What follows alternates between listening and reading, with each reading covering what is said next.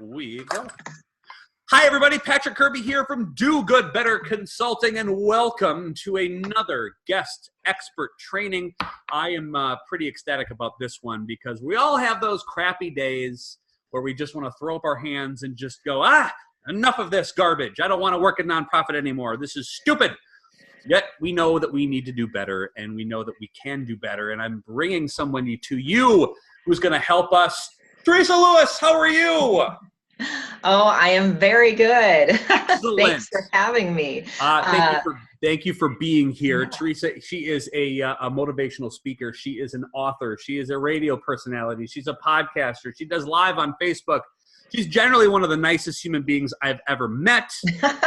But enough of my intro to you. Why don't you give us a little background on who you are, what you do, and why we need to think about mindset and positivity, especially how it gears towards the nonprofit world. Teresa, a little bit. The floor is yours. Go. Oh, there we go. And I love that. The floor is mine. Those are just music to my ears, right? Yes. My background is actually human resources. So I was in the HR field for 16 years.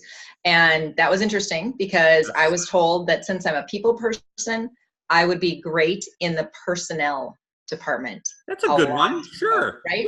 Yeah. And the people with HR responsibilities are laughing right now saying, oh yeah, that's not all it takes by a long shot. So after 16 years, I was realizing that kind of wasn't my thing. And I knew I needed to do something else. So I left corporate America in 2007, went out on my own, actually bought a coaching franchise. So I was doing business coaching, life coaching, mindset coaching, small groups and individually. Then eventually I started speaking to groups and I thought, well, there's a whole story related to that, but I'm not going to go into that because it takes too long. But realizing that facet was really something I really enjoyed. Sure. Then I started pursuing keynote speaking. So doing more of that. And of course, during that time now, in the last several years, I've had great opportunities to work with lots of nonprofits. So feeling that the challenges that they face that are very unique to the nonprofit world, we as human beings face challenges all across the board, very, very general. But then you add the nonprofit challenges that come along with that and some of the constraints and restrictions that they're working within, and being overtaxed and pulled in so many directions. And they're in that because their hearts are so big. They just want to help. And then it's like, oh, I just want to help, but I'm buried in bureaucracy and red tape and my hands are tied and I can't, and there's not enough hours in the day. So that's been part of my journey too. Of course, I speak to corporate audience as well, but do the coaching one-on-one or small groups, which is still really fun. And then do doTERRA essential oils too, because everything I do is really related to well-being of, body, mind, and spirit. So it all fits in very well together.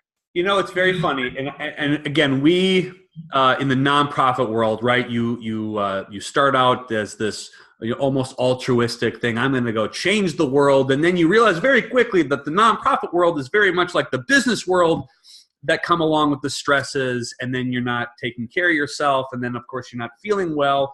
And then you almost take it out on it being just the job or the nonprofit itself. So this is very timely, especially as sort of spring is coming. You're sort of thinking about renewals and what you can do to kind of change what you do as a sort of a person in the nonprofit world as well. So wonderful, timely issues.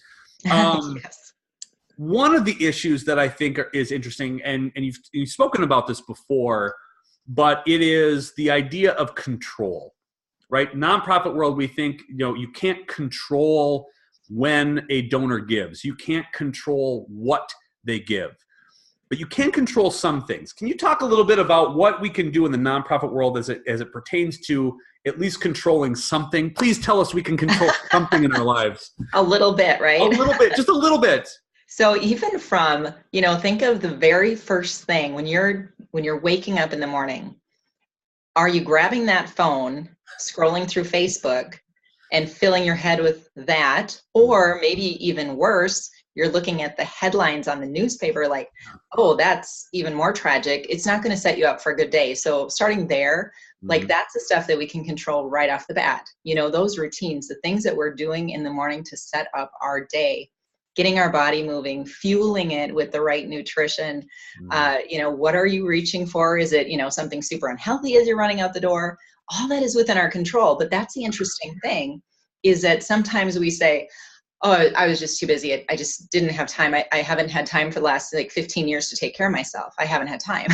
And so that's actually going to have a direct impact on our performance, on how good we're doing, on those slumps that we have in the day, the energy level that we bring, the focus, the concentration, all of it that we have. So that actually, it's hard to hear, but it's an excuse, right? If you're like, I haven't had time to take care of myself for 15 years, that's an excuse. So we have to get a little intentional about taking care. And again, that's everything you're putting into your mind that you start your day with, and your body, and just all of that. So are you starting your day with quiet time? Are you journaling? Are you focused on gratitude? All of those little things. Then when you get into your office and you're sitting down at your desk, what is it that consumes your time right away too? Are you getting intentional with the, here's 3 things that I can focus, that I really need to focus on today? Right. Or am I simply at the mercy of everything coming at me? Yeah. I'm just gonna, wait for the phone calls, the emails, and that's gonna dictate my day, which of course it does to a degree. And that's a reality, because you can't control all the stuff. The person who stops in your office, who takes an hour out of your time that you weren't anticipating, you can't control that entirely unless, maybe you start getting up, actually walking out the door and saying, hey, I'm so sorry, I have another meeting. And that's in a certain situation, you can do that, right? Sure. It's funny, and we talk about this, kind of framing out your work week to make sure that, people say, I don't have time to meet with donors. I got all this other duties as assigned that are getting out to me. And it's really that taking control of, I'm going to do this. And if the boss comes in and says, wait, why haven't you done this thing that is not anything to do with your own job? You're like, well, okay, great.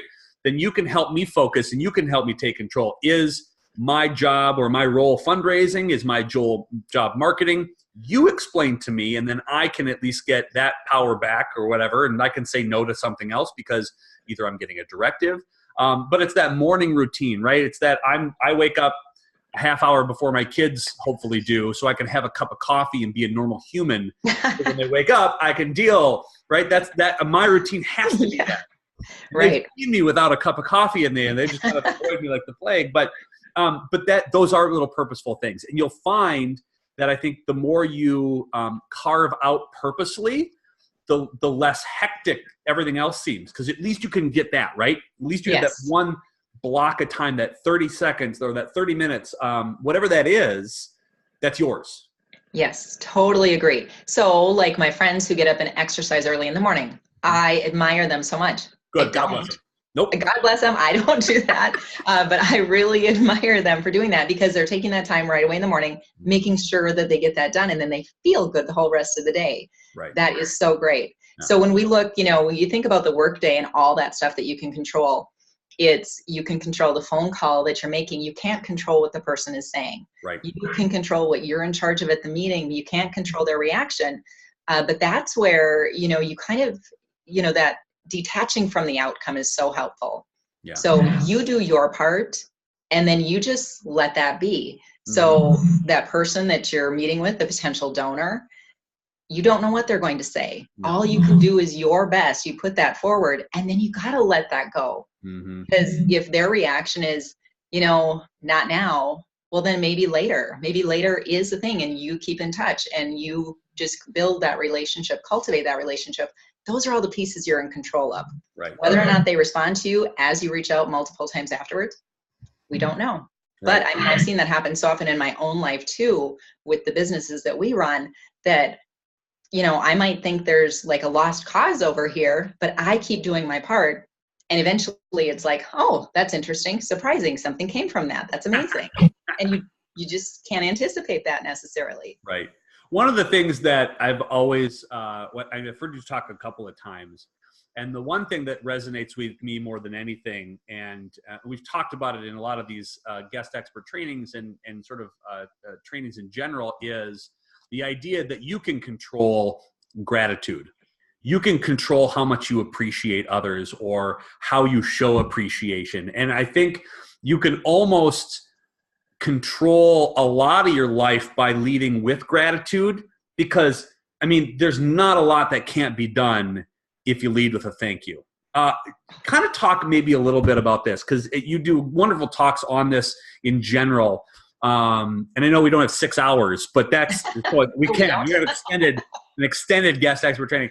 But maybe talk about gratitude, why that's important from your perspective, and how we can lead with it and how we can use this on a day-to-day basis to help us feel awesome, right? Yeah.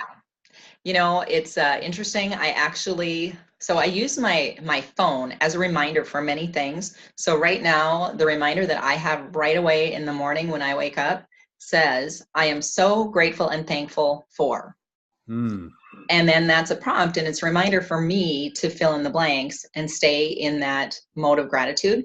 I've done that a few different times in life, where if I feel like I'm off the gratitude train, then I pull myself back in, and, using passwords to reinforce, like all of those things, your screensavers, just anything that you can do to reinforce whatever that is. If it's gratitude that needs to be on your mind, you do that, because gratitude, your brain cannot operate in two different states at once.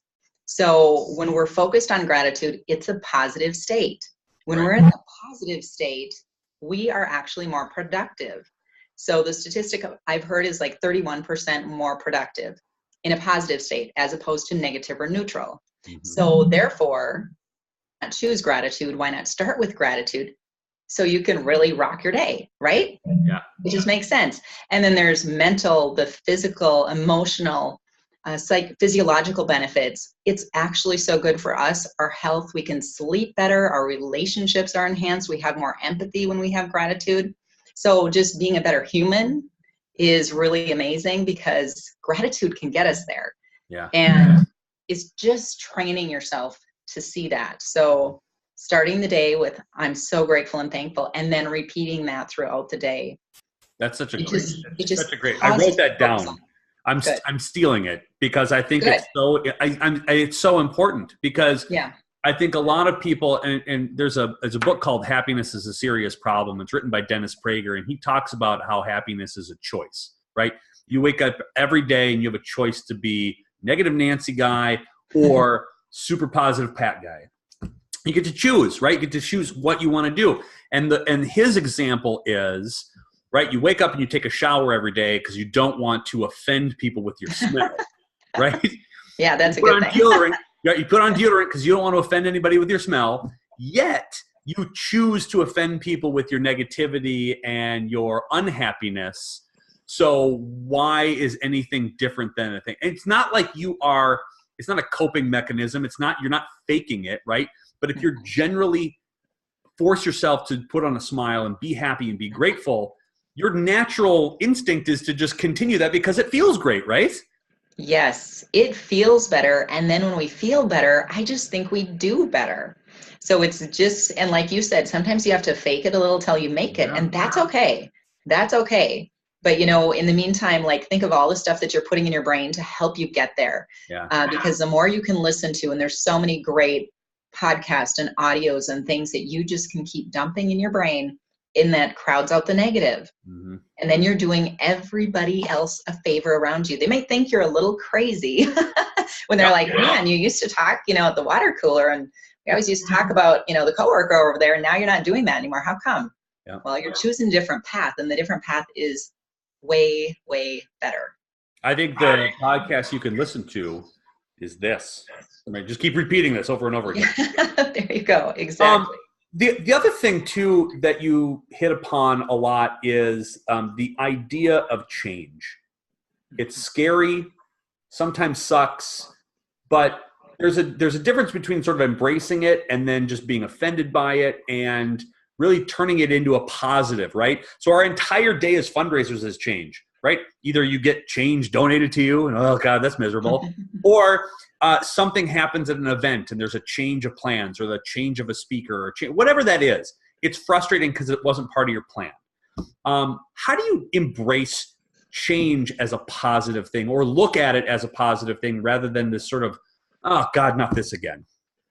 I think one of the keys is to almost expect it, you know, and because just think about the things that went exactly how you thought they were going to go. That's kind of rare, isn't it? Yeah.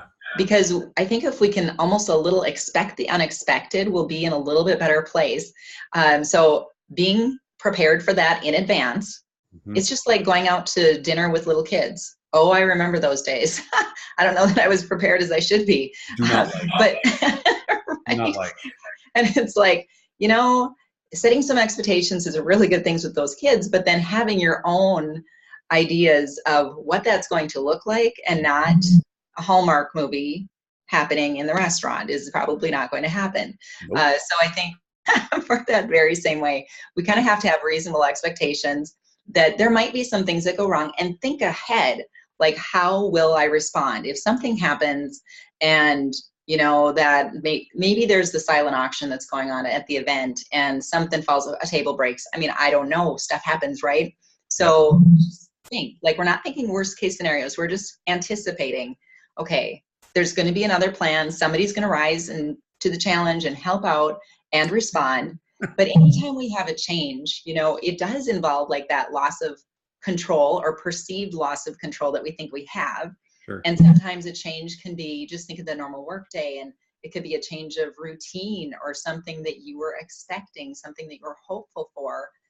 Just getting your mind around that change is such a normal part of life, and embracing it will just help us navigate that so much easier instead of resisting. You know, anytime we resist, we just know that the results are not going to be that great. And when we resist and it still happens, because change will happen, then we're just not in a good spot at all. And the change is still happening. And then we're just left frustrated.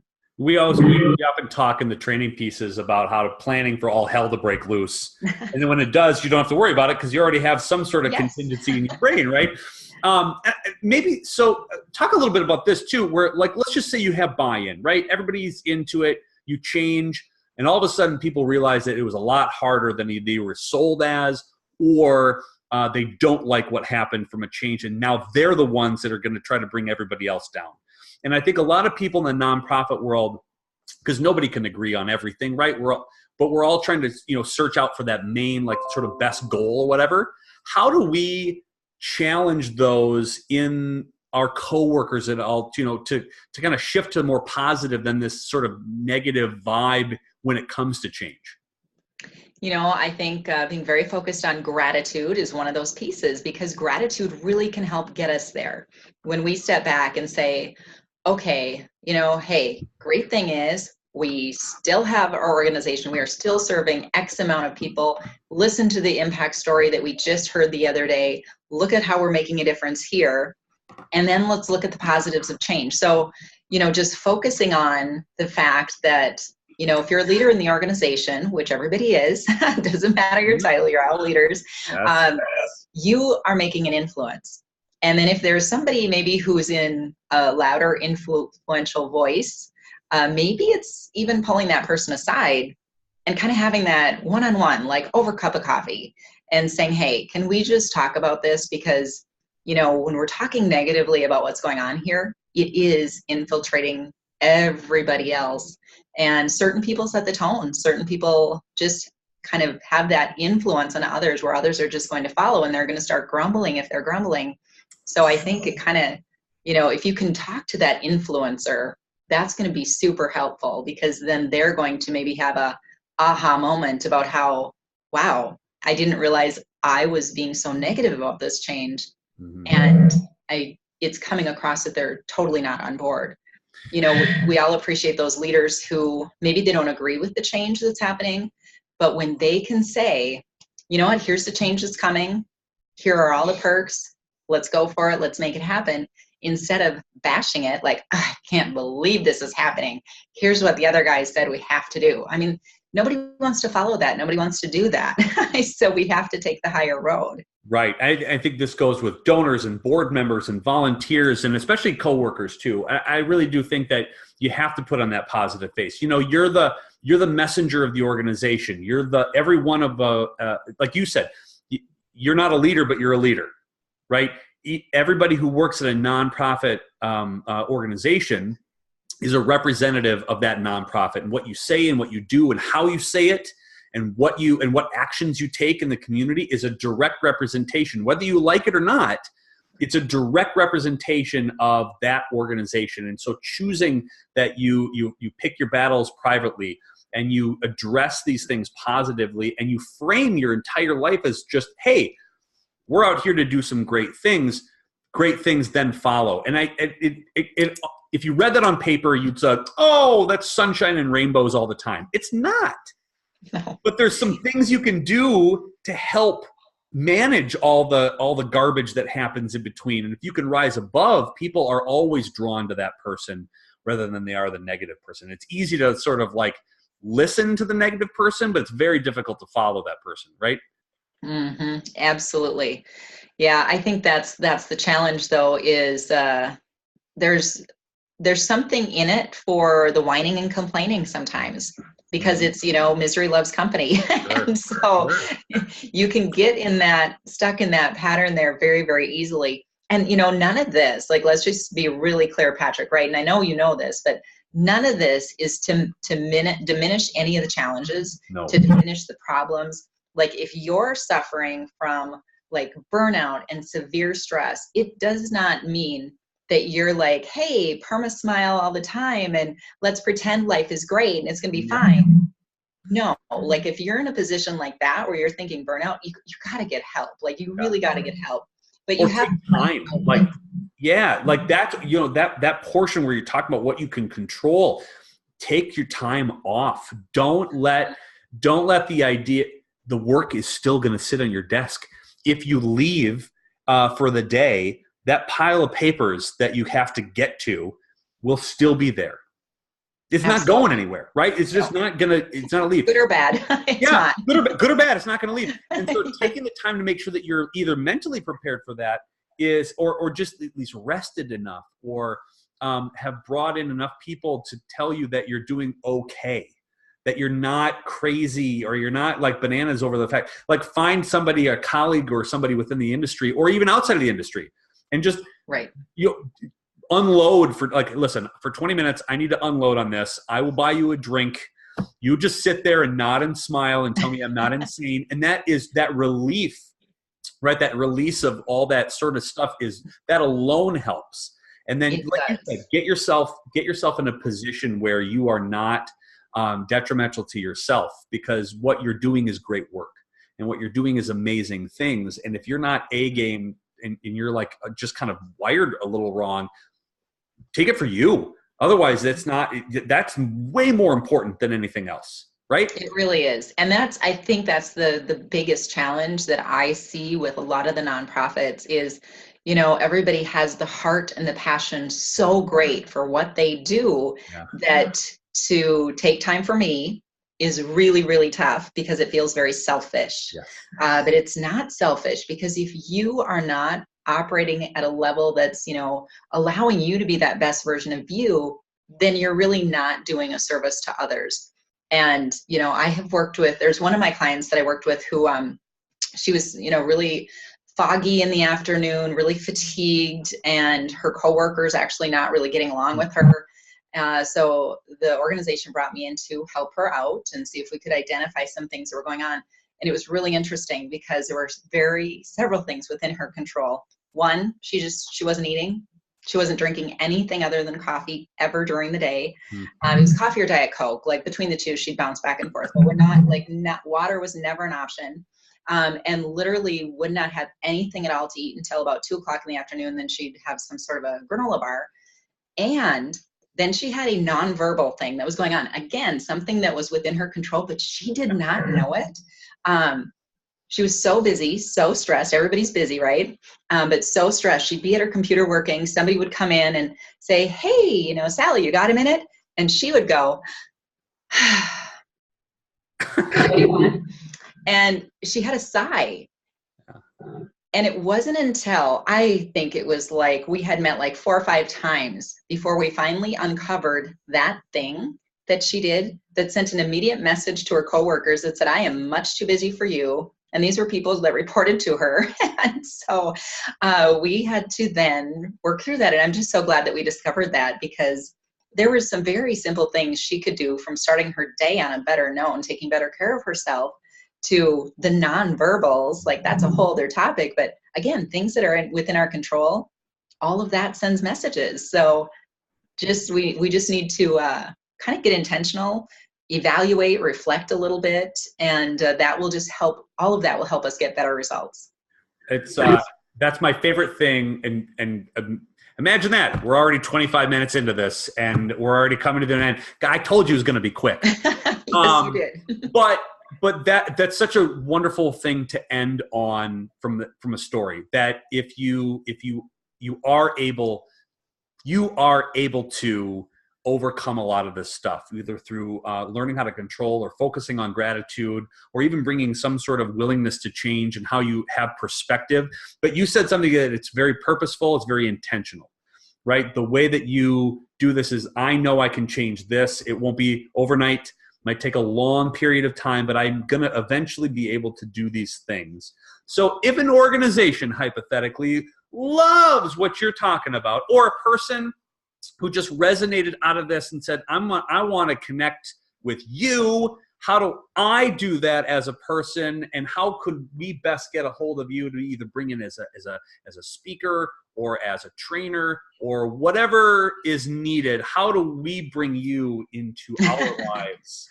How Awesome. do we get a hold of you? Well, lots of ways to reach me. You can go to my website, teresainspires.com. Find me on Facebook at Teresa Lewis, Motivational Speaker, or Teresa Inspires. Phone number, 701-261-7861. And if you are at that place where you are feeling a little frustration, a little burnout, and you're in the nonprofit world, I will give you a very special coaching rate, because I want you to succeed. But I love also just working with the organizations as a nonprofit, coming in, giving that dose of inspiration, and having that time to just pull away from the workforce. Like, I think that's great. So I would welcome that. So thank you so much. I love it. And as always, we'll drop all the information in the comments below. And again, if you've got any questions, or you want to continue the conversation, we'll tag Teresa in there, and so we can continue it. Again, it is a frustrating and sometimes overwhelming job in this nonprofit world. But remember, we're trying to get to that place where we remember what it was like to first step in and make an impact and be super energetic and enthusiastic and positive. And sometimes life gets in the way. And so taking time out of your day to concentrate on this is super important. So I would suggest you come back and you just pinpoint this on YouTube or on Facebook and rewatch it over and over again whenever you're feeling dire, or more importantly, get a hold of Teresa below and chat with her as well. Thank you so much for coming on and helping with sort of talking us through this. This is awesome. Oh, you're welcome. And thank you. And Patrick, you know what? You just do amazing work. And I just want to say that we're just very glad that that your journey brought you here to Fargo, and the impact you're making is huge. So thank you. Your check is in the mail for that. Right. Appreciate it. You are the best. Absolutely. Check us out. Leave comments below. Thank you so much. And hey, we'll see you again soon. Thanks, everybody. Bye. Bye.